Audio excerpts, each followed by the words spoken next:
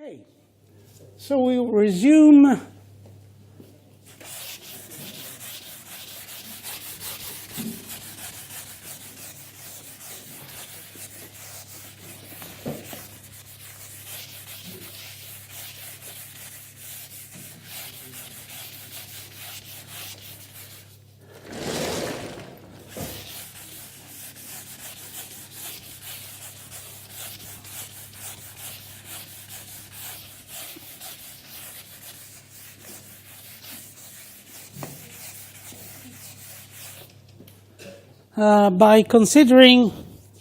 we resume by considering the role of energy for magnetic fields.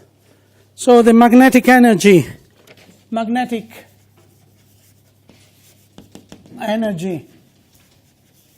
is defined as the integral. There is a half there, sometimes there is no half, but in my case I have a half of volume M magnetic of B squared in this volume. This is magnetic energy, and remember, if we want to consider, as we will do, what I'm going to say is partially general, and then we will consider highly localized field lines on tubes, and then on knots and links. Before thinking of these localized systems, I'd like to say that in general, magnetic energy is not conserved. What is conserved in ideal MHD is total energy, which is the sum of kinetic energy and magnetic energy. So imagine that these structures, if we think of structures of flux tubes, are relaxing because of the Lorentz force. They are relaxing, they are going down in their tension, magnetic tension. And as rubber bands, they relax differently than rubber bands. They keep a constant flux. Flux is conserved during this relaxation. Relaxation means that their magnetic, total energy is conserved, magnetic energy diminishes, because tension diminishes, and as it diminishes, there is some conversion into kinetic energy. It moves in the fluid. It moves in the fluid, and then if it is, suppose it is a circular toroidal distribution of magnetic field lines, it will shrink.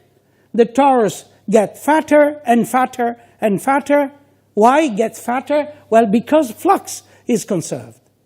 If it shrinks and flux is conserved, then the magnetic field lines will decrease in their length under the Lorentz force, but the flux has to be preserved, and so if it is preserved, it means that intensity decreases, has to increase the cross-section.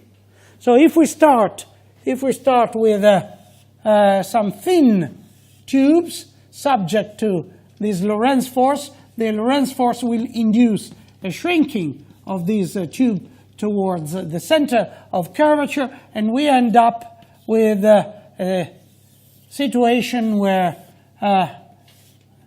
the hole in the torus will disappear.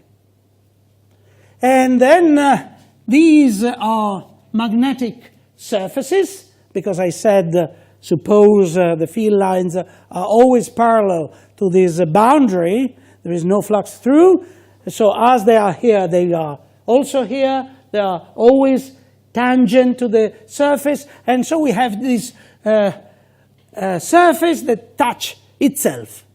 And there we have to stop to talk, because a magnetic surface that touch another magnetic surface develops singularities. And we are back to the first minutes of the first talk of this course. We don't know what to do with singularities. We need some mathematics, and we don't know how to tackle singularities. Similarly, if we don't do it, if we don't know how to do it in principles, can you imagine on a computer? It's the same thing. Now, of course, the presence of these singular sheets is very important, and is very important in many contexts, because you may infer the presence of new currents, new phenomena in astrophysics, blah, blah, blah. Okay, so this is the situation. So the situation is you consider this relaxation up to a point where the surfaces touch one another. At that point, the process may continue, of course. It may continue because field lines are still not zero length, so they will exert a force.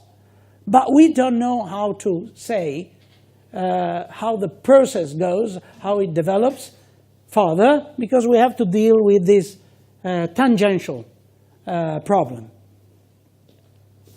So we stop there. So for us, the final end state of this relaxation process is this one.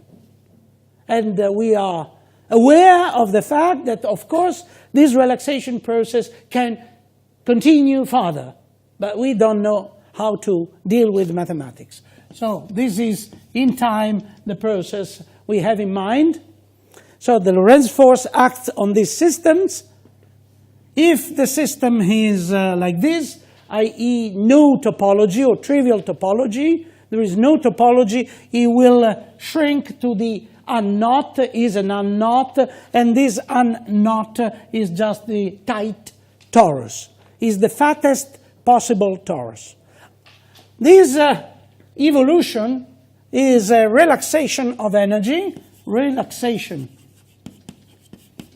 of magnetic energy,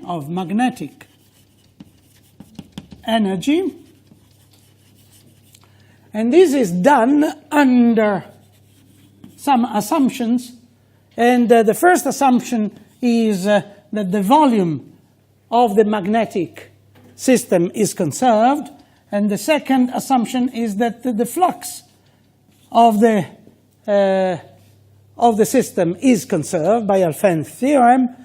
That means that this thing, the couple, will govern our relaxation.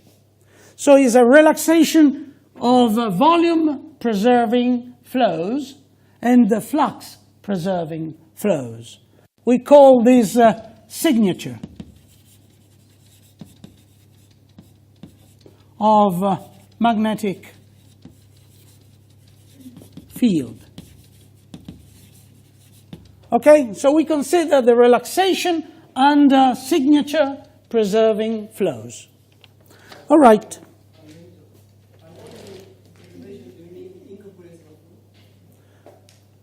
Well, yes, in my case, for simplicity, yes.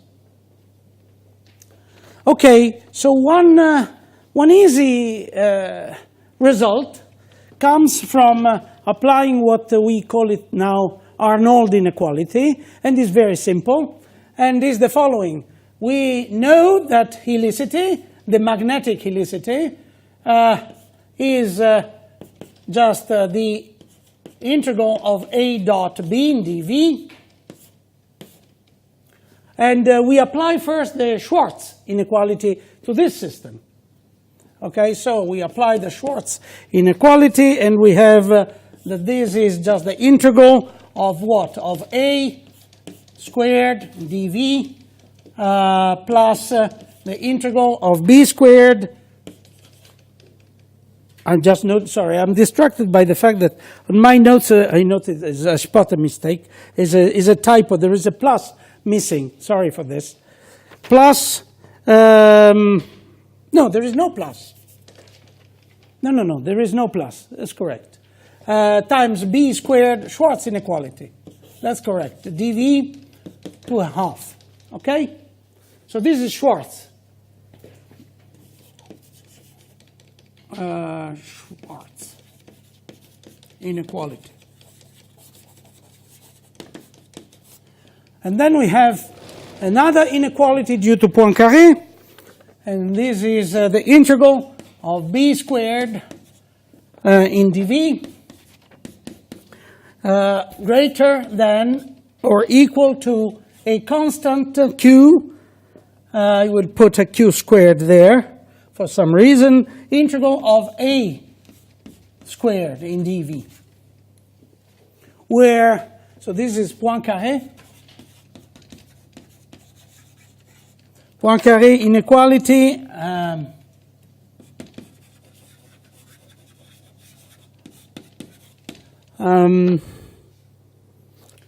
Okay, I didn't write anything on this q. Well, no, I can say, so q is a constant that depends, at the moment, we can say only that q is of the order of of a length to the minus 1, where L, typical length scale of the field, of the magnetic field.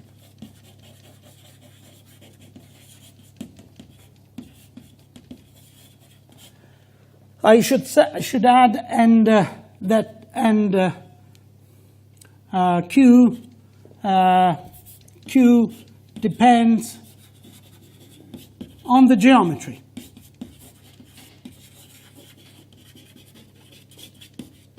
On the geometry only. Okay? So it depends on the geometry of the field. We don't know really what it is in general. And this is the inequality. So we can couple Schwarz inequality with Poincaré inequality. And so we take this inequality in terms of A, and we substitute there, and we have another B contribution. And so we produce this, let me call it Arnold inequality.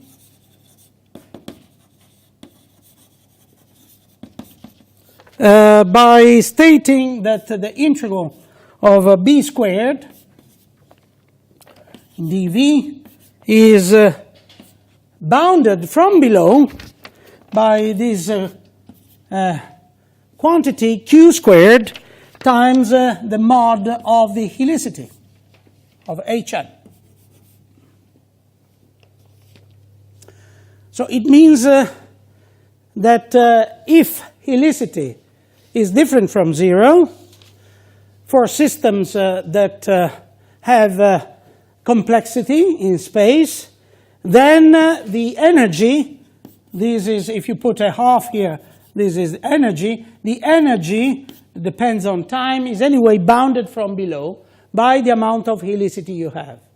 That doesn't mean necessarily that your field lines should be knotted or linked. It can be also valid for fields that are not knotted.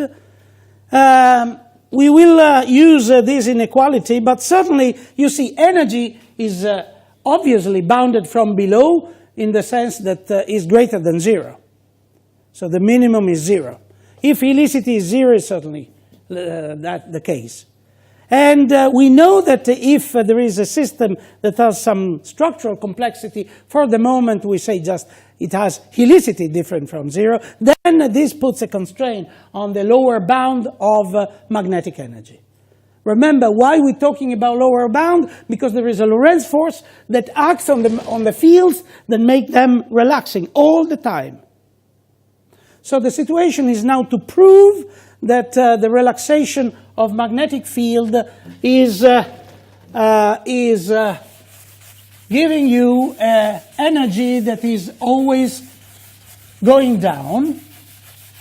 And this is certainly a piece of work of Keith Moffat of 1985, I think.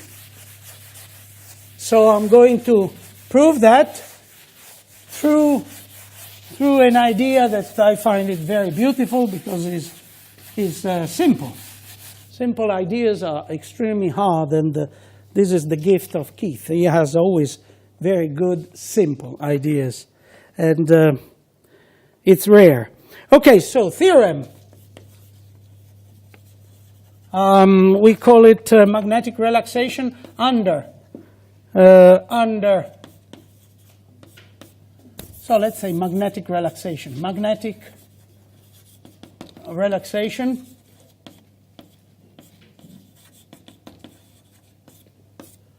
under magnetic relaxation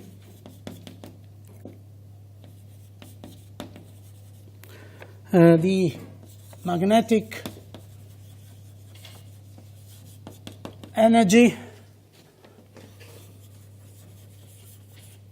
MT is a monotonic decreasing function of time.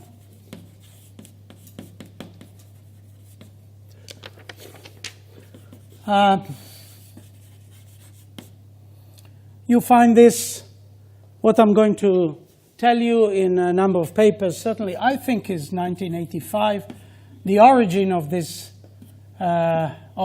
approach, and then has been repeated in a nice paper, Nature paper, 1990. So the idea is, as I said, simple. We have to look at dm dt, right? And to see how it behaves. So this is, we go inside the derivative. There is a b squared. There is a b squared in the energy. So there is a half in my definition of magnetic energy at the beginning. So the 2 and the 2 cancel. And so we are left with the b times b dt in the volume of the magnetic field. And so now we use for this derivative, I didn't say it, but it's implicit. We use the transport theorem again, and assuming that there is no flux through the bounding surface, so that the divergence term disappears, etc., etc. That's why we are left with this derivative. Anyway, now we use Faraday's. dB dt equals the curl of u cross b. Okay, so is the integral on the magnetic domain b dot curl of u cross b in dV, and okay. So this is okay. We just play around with these symbols. We extract u from there. So we have a minus coming out. The integral of what? Of u is a triple product of u dot the curl of b cross b in the v. And now curl of b is Lorentz force. The curl of b is the Lorentz force, is the electric current. And so we can write this as an electric current contribution, integral of u dot product of j cross b.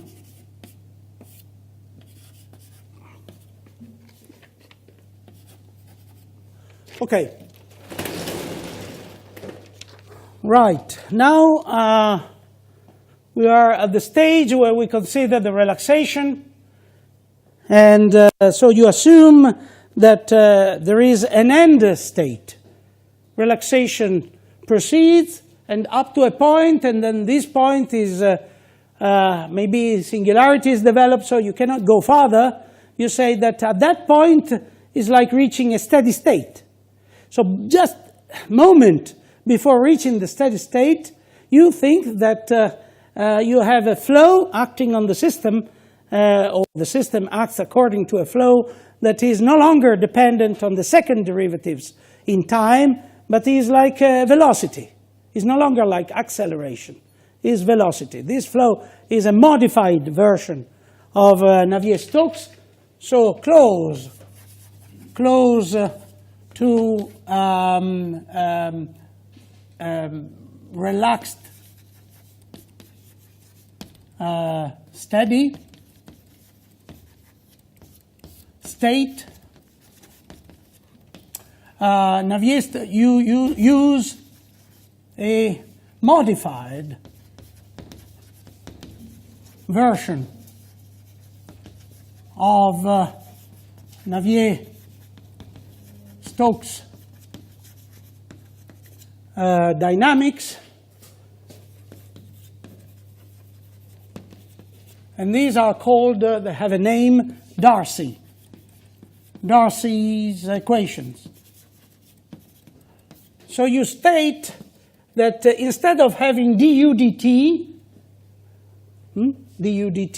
you have something proportional to u. So let's say kappa u. This plays the role of du dt. And then on the other side, you have, as usual, the contribution from the pressure plus the Lorentz force. Okay? So you replace du dt with this. Okay, so if this is the case, yes? You just replace du dt with a ku just because at the touching region. That's right. Du dt is 0. That's right. Because it's a steady. That's right. We are very, very close to that stage. Plus, you are very close. You use to model the almost steady case where accelerations are no longer important.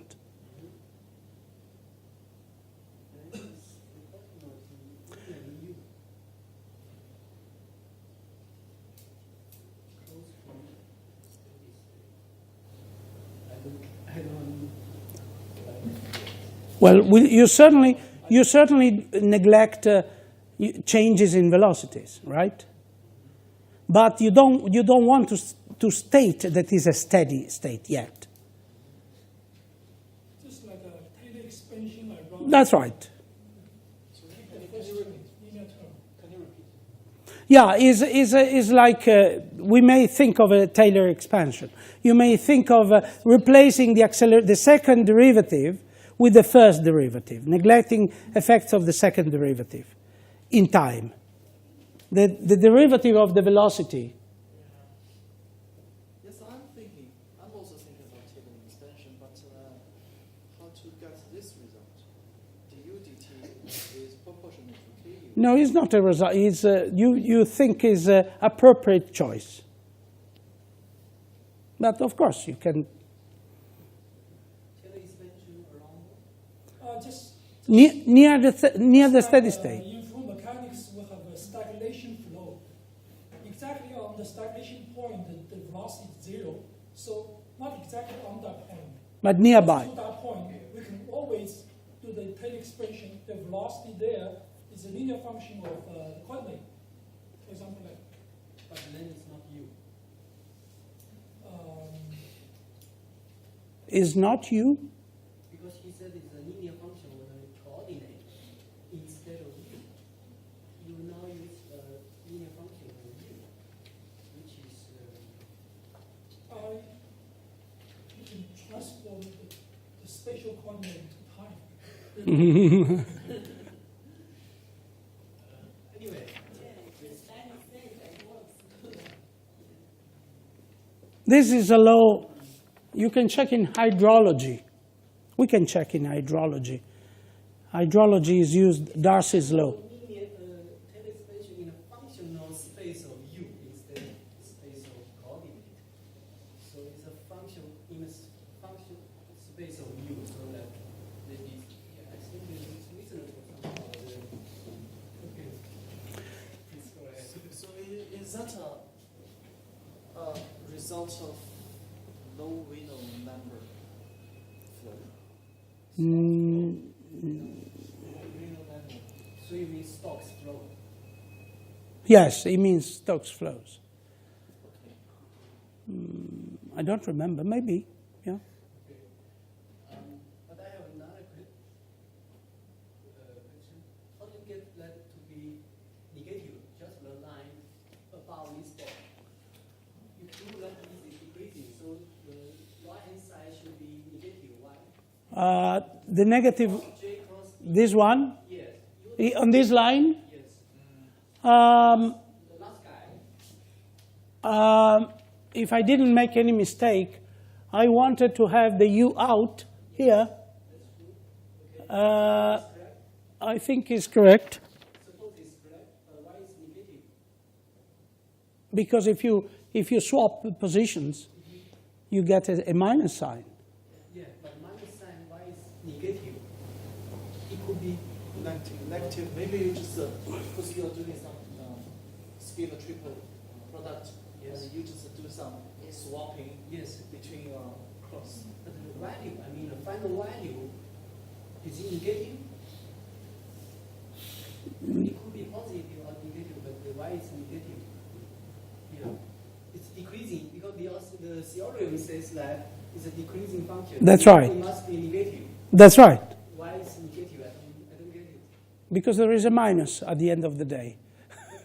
But J could be J cross B could be positive or negative. I see what you mean. Not U.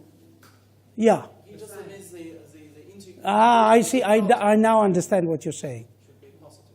Why is negative? You're going to see it. Because That the work, this is the work of the Lorentz force. I know, but Work along the velocity, the work along the Lorentz force. I understand. But here too. So we are going to substitute this. So whatever is the result of the Lorentz force, it will be compensated. You understand? You're saying, what about the result of this can be negative or positive, if I understand correctly? The work. Yeah, the work's done. But you're going to, no, you're going to substitute that in there. So whatever it is. Okay, you have not yet proven. So, no, not yet. One line. No problem. So indeed, I need the condition somewhere before, I should have said, because you asked, div u 0. You know this. Okay, so we use this there. We use this there. And we have dm dt equal minus this k integral, the volume of the magnetic field, and then we are left with the u squared in dv. And that's why you have this negative sign that whatever is the result of J cross B holds. And because this is positive, then evidently this has to be a decreasing function of time. With time going to infinity. Okay. Remember, magnetic energy has to be positive anyway, greater than 0, so it has to relax down towards 0. So here we use two assumptions. One assumption which is one is the Darcys law. So I don't know why we should use Darcys law, but anyway, how come the Poincaré inequality? Poincaré inequality. How come? Can we prove it? Poincaré inequality, I do not remember if it was done. I can't remember the context. It always involves the gauge. Yes. Some gauge. Yes, my difficulty is that I don't remember which context it was done. So that would have helped me to justify it. So I don't remember. It's a good question, actually. Did Poincaré... Certainly, I know some work of Poincaré, and I read through... he wrote a book on... He wrote a lot. You know, Poincaré is interesting. I'm now done. I cannot remember this, where it comes from, but I do remember that he used to give a course, and for a number of years, he changed the topic every year, completely. And out of the course was coming a volume. And so on each year on totally different topics. So there is one, of course, on celestial mechanics, and the following year maybe vortex dynamics, and then the following year on potential theory, and the following year, so it's amazing. Okay, you mentioned potential. Yeah. Suppose here. I know. Omega. Yeah. A is 3, suppose. That's Yeah. wrong. And that would be wrong. Maybe one way to prove that Poincaré inequality is to use Biot-Savart. Substitute Biot-Savart into... Well, certainly, I bet, maybe I'm on record, so maybe I lose my bet. I bet it's not done through Biot-Savart, no. It might be done through functions in general, some relationship between functions. So A and B, you have relation. B equals And you're saying, yeah, I know what you're saying. B can be 0, A can be anything. So why is, if you write in the other way, A is greater than B squared multiplied by something, I will be more happy, but I still don't understand why. Maybe, well, there is a possibility of some mistakes in my notes. But no, but come on, let's see. We take this, A greater than. Yeah, that's correct. No, it works like that. I'm curious. But I don't know the origin, and I don't know the justification of that. But I see what you mean in terms of velocity and vorticity. Maybe Q will be 0. Yes, that's the solution. That would solve the problem. But we have to pay attention to the integral. So I have a suggestion. Maybe we can just recall our knowledge of particle physics or gauge theory.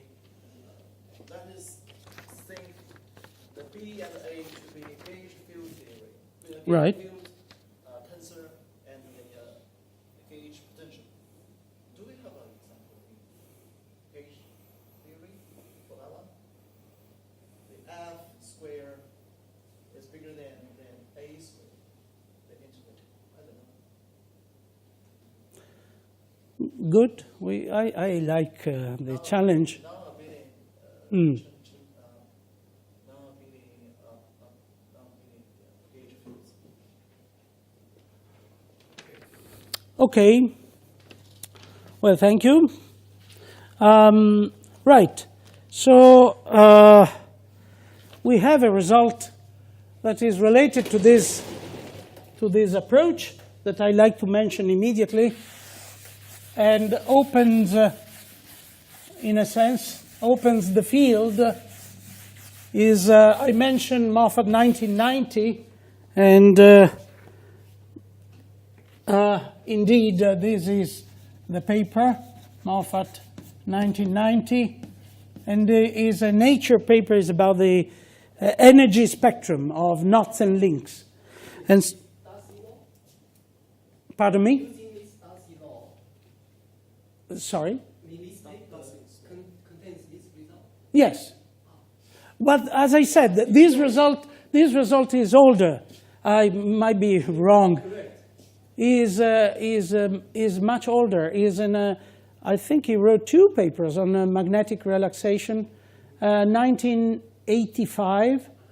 Certainly that one I have in mind, and is a JFM paper, that one. So the theory goes back to these studies. And the result I'm mentioning now is the following. It relies on this, under signature preserving flow, the minimal magnetic energy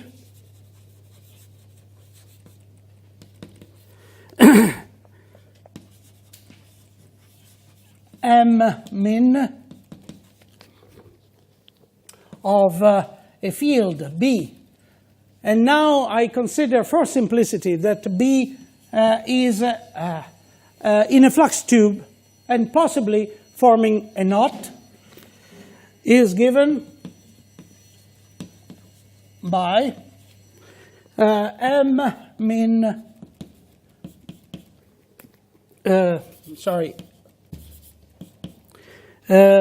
given by some function M of H phi squared times volume to minus a third. Volume minus a third means 1 over L. Remember, Q depends on this L, on the size of our structure there. So if it is relaxed or not. And this M of H, where M of H is a positive, dimensionless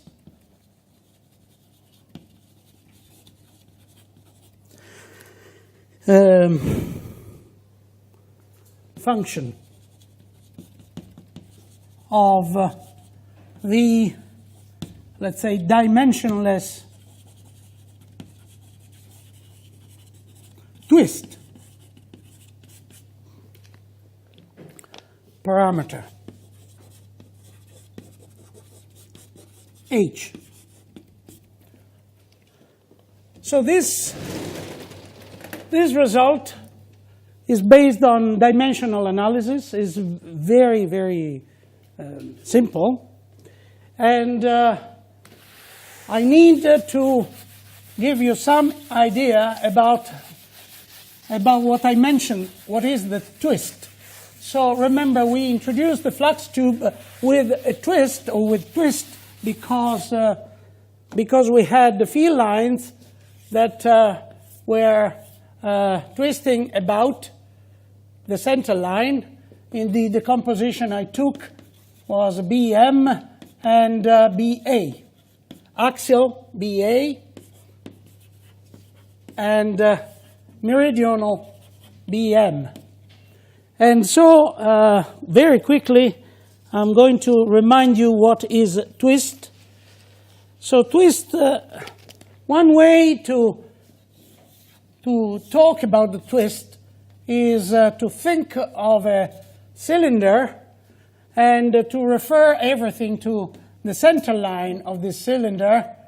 The center line, I will call it X, and there is an arc length on this, so that means that my X, my curve, my center line of the tube is given by this vector position. And then the twist is formed when a second line, I will call this second line X star, makes a turn about the center, okay? Like so. So you have a field line here, X, and the second curve, X star. And you think that X star is given by the first X plus a distance. It can be the thickness of the tube, or it can be within the tube. Let's take a small parameter epsilon compared to the scale of the tube, and epsilon, and then is in a normal direction. Okay, a unit normal. So you construct the second curve through the first one, right? And then you can define. So this n is one of these arrows here. You can think of n. You can define n. You know, you put the cylindrical polar coordinates there, and you can define n in that fashion. Say cos theta n, the unit normal of René plus the sine theta be the binormal of Frenet, and there are many ways to construct this unit vector. So from elasticity, from 1900, from Lamb's book on elasticity, you have is Lamb book on elasticity? I can't remember. Well, there is certainly a Lamb on hydrodynamics, very famous book for me, and there is another one on elasticity that is famous. I'll check tomorrow, I'll tell you, but I think it's that one. At that time, you know, many compendium, many book, was a time where people like Maxwell were able to integrate what was known into a book, but of course it was a thick book. And from then, you know, a single chapter of that book developed into several books, so it's no longer possible. But there is a theory of elasticity, exactly as it is a book on the mathematical introduction to, etc. This is very famous. And there is a definition of twist there, and the twist can be defined according to that definition as 1 over 2 pi, the integral of this n. I'm now taking first derivative with respect to s. So this is the derivative with respect, I can explicit it. So you see dn ds along the line how n changes. And this is cross product with n. And all this is a rate of rotation. And the rate of rotation, we want to take care of the rate of rotation in this direction. So you have to multiply this vector by the unit tangent in this direction, t, to c, and you integrate this in S. You do some calculations here. You explicit n in terms of unit normal and binormal by Frenet frame. You substitute that here. You take your derivatives, and you use those equations, the Frenet-Serre equations I mentioned to you before, and you can show that this quantity is given by 1 over 2 pi, the integral of the torsion of C in ds, plus a certain quantity, let's call it a total jump in theta, if C is going to be closed over 2 pi. We call this quantity here, the first one, total torsion T, and this quantity here, intrinsic torsion, curly n. What's the difference? Well, the difference is, suppose you have no total torsion, suppose your tube is straight, you have a twist. Okay, you take your belt, you pull it tight, and you may have it twisted. So the twist can be 0 only if the two terms compensate with opposite values, right? So if you take a straight line for C, a straight tube, you may have twist, and you visualize twist very well, and that twist is called intrinsic twist. So T is total or normalized, because this is 2 pi there, normalized total torsion, and curly n is intrinsic twist.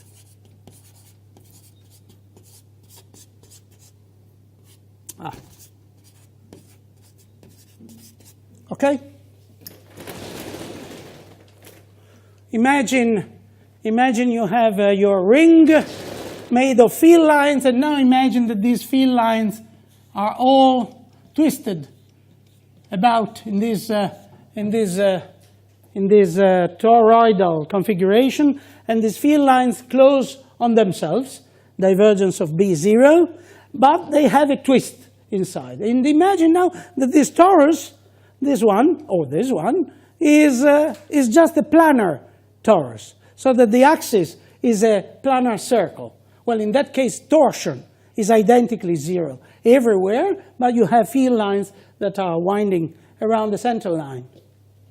So H here is related to what? Is related to this twist. Is related to this twist.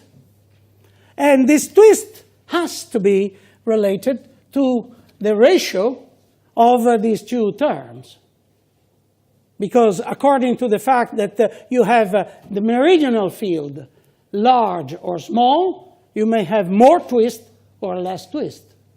It's exactly like elastic bands. You twist up elastic band, you cut it, you take it tight, and then you twist it. And then something happens, right? You twist it, do this exercise. It's fun. You twist it, and then you release it. You relax it. And as you relax it, there is, under your eyes, a conversion of twist energy, of torsional energy, into something that biologists may call, well, it's not technically correct, but the word is very close to the correct one, is supercoils. DNA supercoils, because it relaxes high tension torsional energy into bending energy. We will talk about that tomorrow. It is a key feature of continuous deformation of systems. Anyway, so this H is related to the ratio of these two quantities. If you want to have an exact information about that, I just write it down for you. Because the field induces a force, also among the components of the force. So for the field somewhere, I don't know where I wrote it. Maybe I didn't write it. Okay, roughly this twist is more or less, because there are factors there, is just B theta contribution in Bm over Ba or Bs. I call it before. The functions that are inside there. Okay, so the H is basically the twist. There is a 2 pi and etc. So we want to find out more about these things. So we want to say something about the energy of knots. And something about this function, m of h. You understand that m of h, we want to find out m of h, because this is left undetermined in the paper.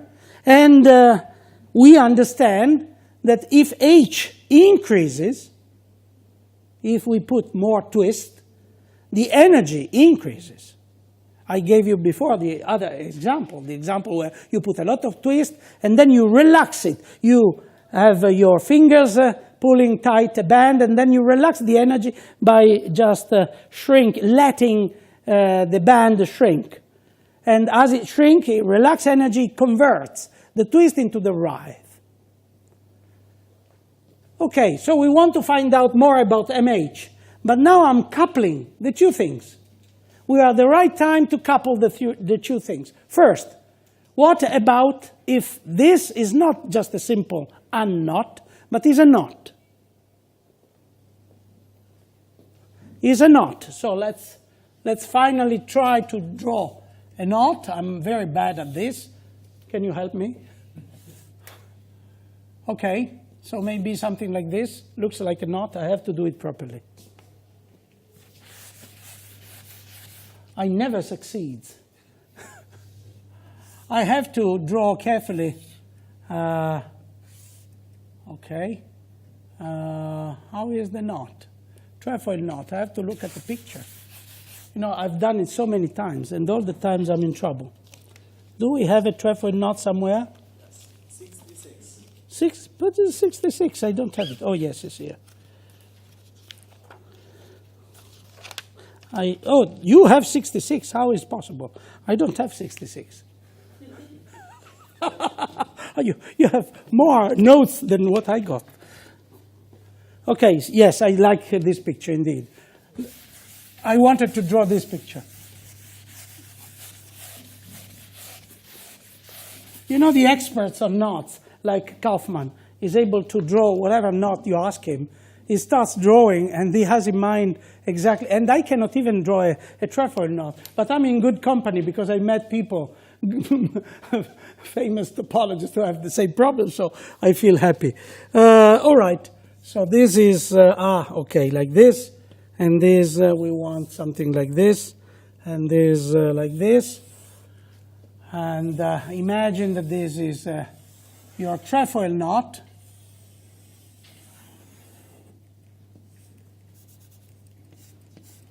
And is what you may call it a loose knot. But now we put magnetic field in it. So a magnetic field, we know what it's going to do. It is going to relax. So under relaxation, this thing, and I will attempt to write what I want, like this. Without the help of this drawing, I wouldn't be able to do it. Like this, and then like this, and then what? Maybe like this, and like this. You understand what I'm saying, what I'm doing? And then here, well, just to close up. It's very hard I'm very bad. You know, one thing I can say is that once, many years ago, Keith came to me and said, "Wonderful, you do wonderful drawings, Renzo. You must be very good at drawing." And I'm very bad at drawing, as you can see. And I just pay attention, just sit down, and I spend time until I'm happy. So I'm very, very bad. But anyway, this is it.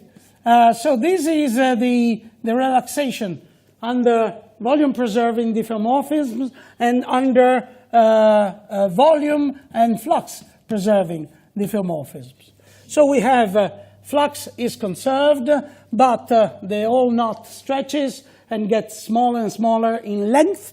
That means that the average cross-section increases until, if there is some topology, then the relaxation gets you to an end state. And this end state, the minimum energy, has to be a function of the topology.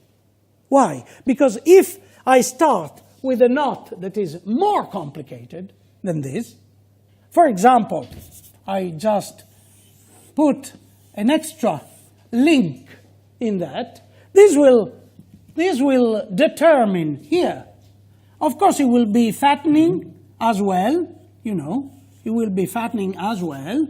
Somehow it will be squeezed by the other, maybe in between there, right? Like so, more or less. That means that this stage is not the same as the other one, because we have more complexity in the field. More complexity in the field means that what determines the complexity that is invariant of shape is geometry, is topology. And being topology is, you expect that topology dictates the end state of the energy. We know that the energy has to go down. We know that it has to stop somewhere greater than 0. We know also that it depends from the relationship M min equal H mH times quantities that are constant. There's a flux square volume minus a third. That this function has to be function of the topology. But as you see, there is an H here. And also the H is consistent with our intuition, because H means if we put a lot of twist in it, energy still increases. So we think that maybe the minimum state is the one for the function m of h when h is 0. H is 0, 0, twist, so to speak, because twist is the sum of intrinsic twist and torsion. So it's more complicated than just thinking that the field lines go parallel all around, because if the structure is twisted in space but is relaxed, is the sum of the total torsion plus the intrinsic twist that has to go down. And if this is consistent with what we think, then evidently this function has to have a minimum. And at h equals 0, this function will probably have a minimum that is the minimum of the magnetic energy for the topologically complex state. Okay, may I keep it for... odd enough, I don't have... Oh, okay, it doesn't matter. Oh, it's okay. So Renzo, I Yes, have a question. yes? So can I just have the following understanding? If that picture, Yes, that one, yeah, before the relaxation, on this strand, for each small piece of strand, it is highly twisted. Then the result will be different correct. for that one, for that big one. Yes. Yes, I am happy to comment on this because it's also part of a little of my work. So, you know, we have a whole bunch of new problems, first statement. You may say, you know, we started thinking of a flux tube without any structure inside, without any complexity inside. Field lines, almost the flux tube was full of magnetic fields, but we didn't care that much. And now we moved to caring. To start caring, we're saying, okay, there is a twist inside, the field lines are decomposed along a meridian and an axial component. Somebody will come up and saying, okay, there is no external flux, but maybe internally there is a rearrangement. Some other will come and say one day, the tube is exactly what you say, but inside there are particles moving, and it's chaotic inside. And these field lines are not closing on themselves. And all sorts of more complicated approach. Just to stick to your question, the answer to your question is, yes, for example, if we have a magnetic, we assume that the axial component is dominant on the meridional component. Because we want to think, we started from a bundle of field line, and then we put a twist, and now we're moving to consider twist and the action of twist. But once we have twist, we may say maybe the meridional component gets very strong at a certain point. So it confines the axial component. Yes, you may have this situation. Of course, I went to the extreme of your question. The question is, you may have a localization of twist that are enforcing the energy to relax in another direction or to limit the fundamental state of energy. And this is absolutely true. Absolutely. It opens up many, many problems according to what you like more and what is consistent with nature or what you investigate. For example, we will learn tomorrow that is not so far away from what we are already saying, because the question behind the question is a story of measuring complexity internally. And measuring complexity internally means linking numbers. We will introduce linking number, and there are higher order linking numbers, and there are higher order of degrees of complexity inside. Yeah. So the simplest example I can offer you is thinking of this flux tube the other way, not the way I do it, but the way that a flux tube has a meridional component extremely strong. Then it squeezes, it relaxes in another sense. And it may stop this process because we assume here, you see, that this is the main contribution. If this is the main contribution, then of course we have a Lorentz force that is acting inside.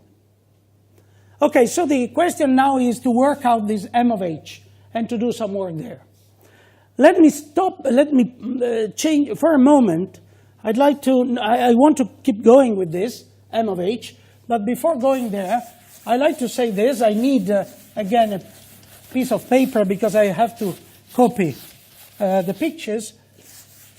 There are a number of issues here. As I said at the beginning, the field is exploding because of so many interests. One aspect is the following. Lorentz force acts along the normal principle. Curvature times the principal normal. Okay, so if you have a field line in the plane, like this, okay, this is a field line, then the principal normal is in this direction, so the Lorentz force acts in this direction, and the principal normal is in this direction, at this point, in the opposite direction. Indeed, here, there is a point where you call it curvature equals 0. You call it inflection point. Inflection. And an inflection point in the plane is just easily identified by a change of concavity. Now, suppose you go somewhere, and this is now your field line in space. In space. You say, oh, well, why then? You talked about the plane, and now you talk in space. In space, I'm not so sure if there is an inflection point there. No, you have to be sure. Why? Because curvature equals 0 is an intrinsic information. It does not depend on the projection. Of course, I can project the curve that it has apparently no inflection points, but the curve, if there is a change of concavity, in other words, if intrinsically curvature is 0 somewhere, then there is an inflection point. If there is an inflection point, the Lorentz force will rearrange the curve. Why? Because the Lorentz force doesn't like to have these two concavities nearby. How you prove it? Well, is a piece of work I did. You prove it because you have to consider the steady case and the generic inflectional geometry for the axis of the tube, and then you check on the curl of the Lorentz force. I don't want to drag you in that. There's a lot of calculations. But the curl of F, it gives you the information that F changes, rotates around this curve. So you Taylor expand the curve around the point C equals 0. And so you find from this Taylor expansion, you find a generic inflectional geometry. It means that you have a piece of curve, a piece of your Taylor expand around this geometrically. So you have a piece of curve that is giving you inflectional geometry, and then you impose this curve to be a field line. You calculate your Lorentz force on this inflectional state. Maybe you want to be more sophisticated than that, and you consider a tube with the twist, etc., etc. And then you can prove that the end result is for magnetic fields, you have inflectional disequilibrium.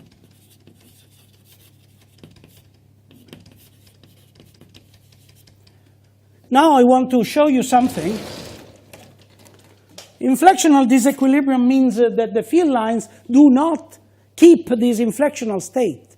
They get rid of the inflectional state. It's very easy to observe this phenomenon if you play with harmonic wires.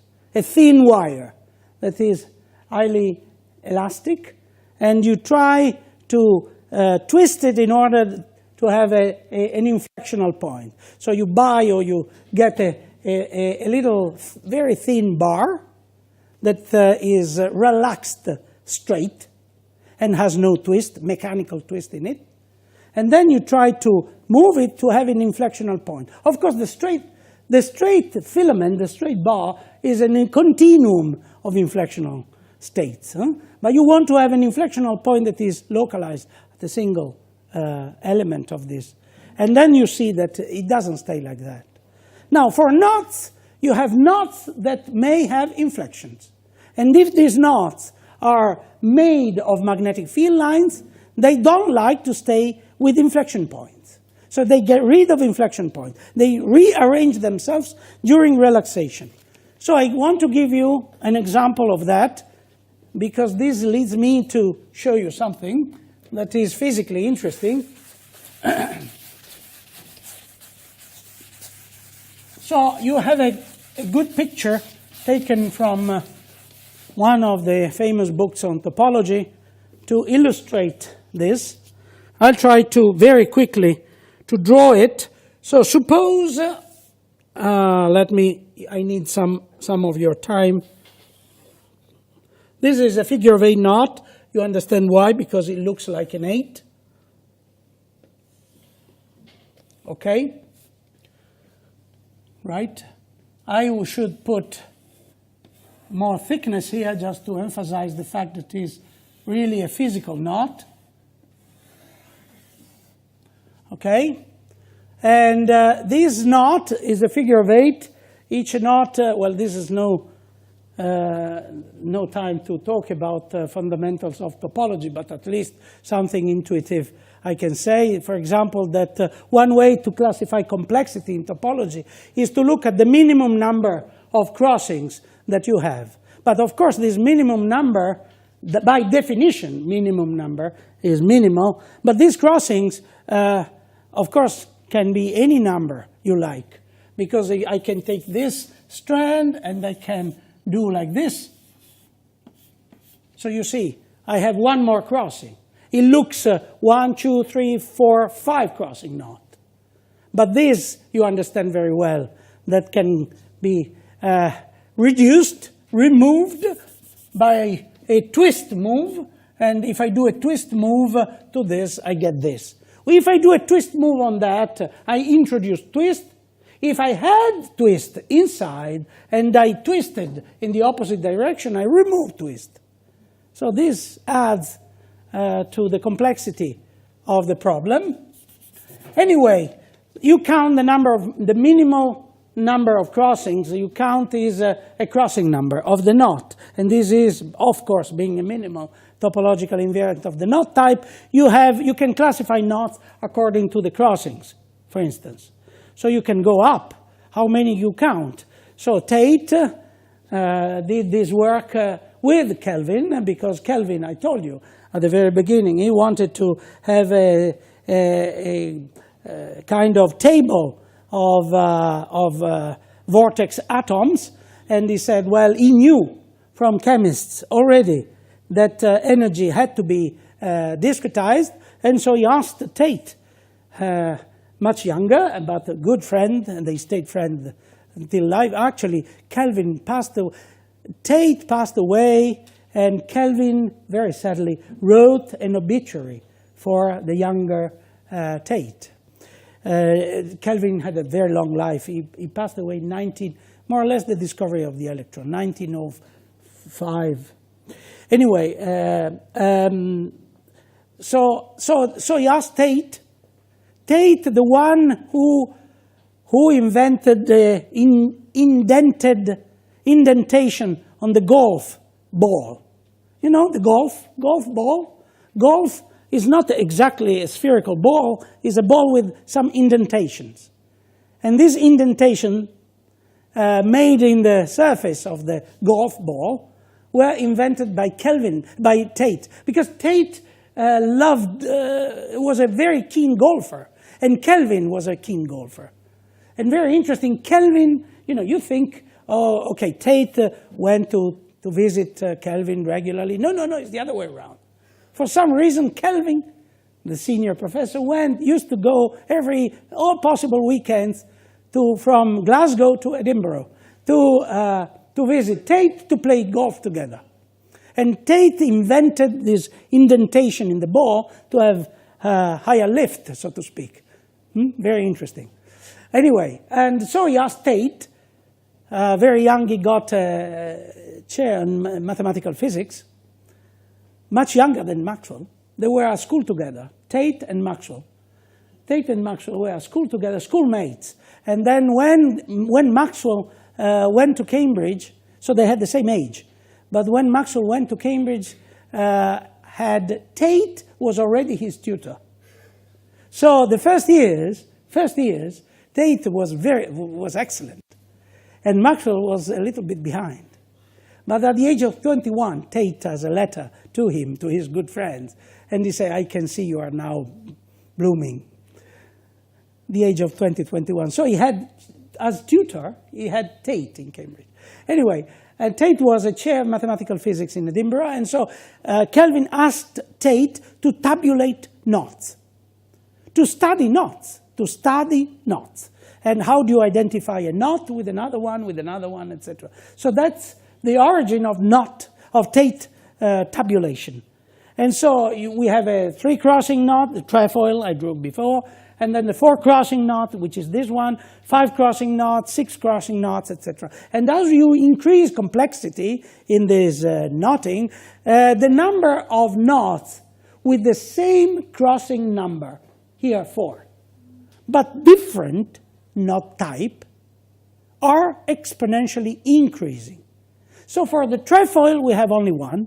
For the 4-crossing knot, we have only this one, so I'm happy. 5-crossing knot, we have already 2 different knots that cannot convert continuous deformation, one into the other. So Tate was happy, and was happy with the 6-crossing. We have three different types of 6-crossing knots, and then I can't remember how many 7-crossing knots. I used to know all these things. You know, I'm aging. I'm getting old and old. I forget things. But anyway, so this goes up quickly. For 7-crossing, I don't know, 21, and for 8-crossing, already several more, and it goes exponentially increasing. Yeah, exponential. So now if you wonder how many knots have been tabulated, studied, there was a paper in the Notices, the American Math Society, at least 10 or 15 years ago. They were tabulated with a computer, of course, one more or less 2 million knots. And I'm absolutely out of date with this information. So you go on internet and you check and you will find out. Now there are ways to tabulate, to check on knots, if a single knot is different from the other one. And in order to check that, you need tools. And one of these tools, we have many tools, and people are in search for the final tool, but it will be forever, probably. And one of the tools, here we have a tool. We count the crossings. And if a knot has 6 crossings and not less, is different than this one. So this is the tool. And more than a crossing number, well, maybe linking number. Tomorrow we talk about linking number. And then linking number, even linking number is not enough, so we have to introduce polynomial for knots. And the knot polynomials remind me of the Fields Medal of Jones, 1984, so we are pretty close to now these years. Knot polynomials is not enough. And the story repeats. We need big homological theories. So we have Kamenov homology and other homologies, Lee and many others. And these theories try to capture the essence of these tabulations and this complexity. But being an infinite number of knots, I think we'll need an infinite amount of time. And so there is no time left, and I have to move. And so let's consider this, and let's consider, sure. Does the polynomial grows exponentially with the order? Do you know, Shin? If this is an interesting, I don't know. I think is known. The degree of the polynomial of any Humphrey PT increases exponentially with the exponential increase of the complexity of the knot type, of the crossing number? I'm not sure. But it should be a finite number of terms. So if it's not, then polynomial is not enough to describe that. Oh, it's certainly not enough. It's certainly not. No, it's certainly not enough. We know that. So we need more powerful tools. Sure. This is the reason why, they say, knot theorist is one of the things I learned at the beginning. Say, you get depressed. Oh, don't talk to knot theorist. Knot theorist is a famous blue, the blue of a knot theorist. Because at the beginning, Tate, for example, you see here, is if we put orientation, we usually do because we think of field lines, it goes under over, under, over, under, right? And so you tabulate knots, and all these knots up to, I don't remember now, 8 crossings. 8 crossings is already a number of knots. They're all alternating. And so he was very happy. He was very happy after several years, he published the paper, very happy, and he submitted the paper, and during submission, he discovered the first non-alternating knots. Because he thought, intuitively, as everybody, we think, well, maybe there is a sine, cosine going on in this parametrization. Who knows? Up, down, up, down, up, down. But then he found non-alternating knots. He was depressed. So for several years, he stopped, and then he worked again. He went on for 20 plus years. But when the first depression told Kelvin, no hope. He said that this is terrible. I thought to be close to classification of knots. No, they are far more complex than that. But nature is not that complex. So Kelvin had hopes until 1880. More. And okay, we have a 4-crossing knot. I should a bit speed up here because I want to modify this knot. I want to introduce some changes in the shape. So I will go like this. I do a little twist here, and then something like this, and like this. Like this. Sorry. Even with the drawing, I cannot draw properly. Then this. Then this. Okay. So I'll show you. I need to go through this stage to show you what I want to do. Okay.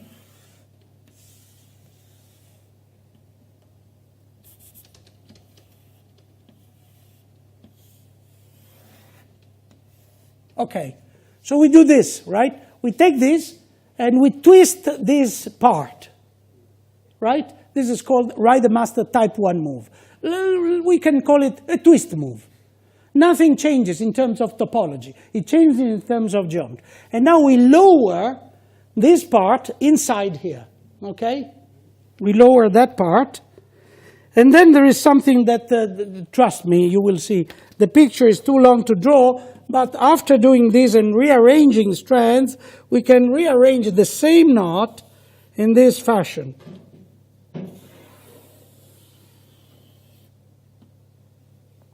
Oops.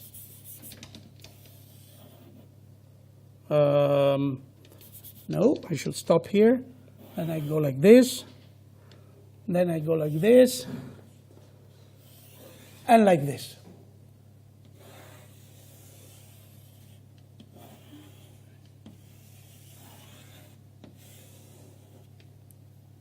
Okay. Is the same knot, and by the way, 1, 2, 3, 4 is the same crossings. So same knot, same crossings, different geometry. What's the difference between this and this? Because if this is rather thin, this may have inflection points, but this has no inflection points, especially if you think that it's drawn close to the plane. But it can be drawn also on a sphere, this one, because of the symmetry of the knot. It stays almost on a sphere. Of course, its thickness means that it is not lying exactly on the sphere. It has ups and downs with respect to the surface of the sphere. Now, why I'm interested about this? Because there is an inflectional instability if this is a magnetic knot. And if it is a magnetic knot, it cannot stay in this shape, but it takes this shape. Okay, now I'm almost done with my proof. This is not a serious mathematical proof. But suppose that this is the surface of the sun, and these are flux ropes, are plasma loops. And you have a picture in your notes, and these plasma loops are show no inflectional stage. But you have also another picture taken from the same mission, TRACE satellite, that show a destabilization of a magnetic rope when there is such a thing. When there is, at a certain point, a twist move. Now, the twist move is the result of an inflectional instability. So there is evidently some twist, an excess of twist. We call it kink instability. If there is an excess of twist above a certain threshold, is kink unstable, it can break up. But if it is enough to rearrange, it will rearrange. It will rearrange, and what you see in pictures is whatever is the complexity. Of course, you have much more than this. You have the solar surface, something like this, and you have your braid pattern here forming, okay? Some braids like this. And field lines are captured by photospheric motion, and the photospheric motion introduce mechanical twist in these field lines. The field lines absorb twist from the photosphere, and it gets channeled in these field lines, and up to a certain amount. When is above a certain amount, they break up. And when they break up, because it's too much, then immediately is like, an elastic system. They open up immediately like this, flip out, and they release a lot of energy. And this is the mechanism through which one of the mechanisms through which we receive energy from the sun. And this happens every second. Every second. You go on internet, you check, and you see the events, and some of these events are enormously catastrophic.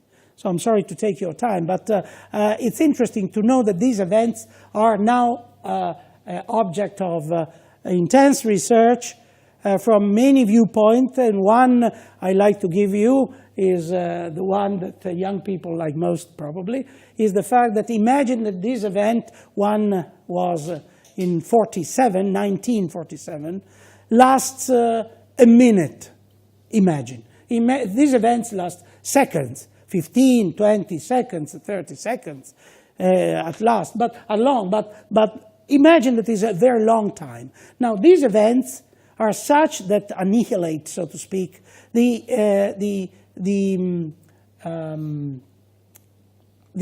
satellite used for telecommunication. So they would block telecommunication completely. So now telecommunication is so important and crucial that what you do is, the simplest thing you can do is just to send many satellites and backing up one another in the hope that if for some reason one failed, there is another one that assists you. And I was invited 2 years ago in Sweden, and the government of Sweden wanted to have some experts to tackle the problem of big crisis in telecommunication, in energy supply. Very interesting, because these phenomena do not kill, so to speak, big power station or power grids. They kill the big power grids that have some supply, but they kill also the network, the small apparatus. And there is no enough trained people to be sent off to reset the apparatus. The big apparatus are automatically reset, and they keep going for some time with some extra fuel, some other form of energy. But the small apparatuses, this is the problem. The grid serving very small villages around, there is not enough people that physically have to go there to reset the apparatus. And the Swedish government said this is a very big problem for Europe. All because Europe is lots of small villages around, distributed, etc. And at the time of a crisis, we can reset the big grid power system. But the small ones need thousands of people to go around in a car one day to reset these apparatuses, because many of them have to be reset manually. And so they said, this can last 4 days, 5 days. and 5 days of blackout means hospitals are in crisis. Big hospital, I mean, many systems are critical. So I attended a very interesting meeting when people very far from my expertise went on and they talked about the effects of the solar activity and these effects, the solar eruption may cause to Europe. So they are very seriously thinking to put money for this thing, not only for just cell phones. Okay, I wonder, should I stop here? Okay, so I'm not done. This is just to tell you that is a way to prove that through inflectional disequilibrium, you go from inflectional knot to inflection-free knots, and these, you may call this type of knots, the ones in this form, closed braid. Closed braid is another word for a knot. A knot like this is a minimum number of crossing knots. Some knots, all knots can be transformed, can be deformed into a closed braid configuration, but sometimes you want to have information about minimum crossing number, and this minimum crossing number in the closed braid representation is not conserved anymore, it increases. So the business is, first of all, we are now established the fact that through the Lorentz Force, magnetic knots don't like inflections. Now we put aside this issue and we focus on M of H. M of H, the spectrum of M of H when we go to minimal energy, setting twist 0 for simplicity, and finding something about M, and how energy increases with not complexity increasing. Okay, we're relaxing something that is more and more complex. Say a knot, a simple knot, a 3-crossing knot, a 4-crossing knot, a 5-crossing knot. We expect that the crossing number has an influence on this minimum energy state. So that would be for tomorrow, and tomorrow we'll talk, of course, about helicity and linking numbers, because this is an important issue, so I cannot miss it. All right, we stop here. Sorry that I've been bifurcating in many directions.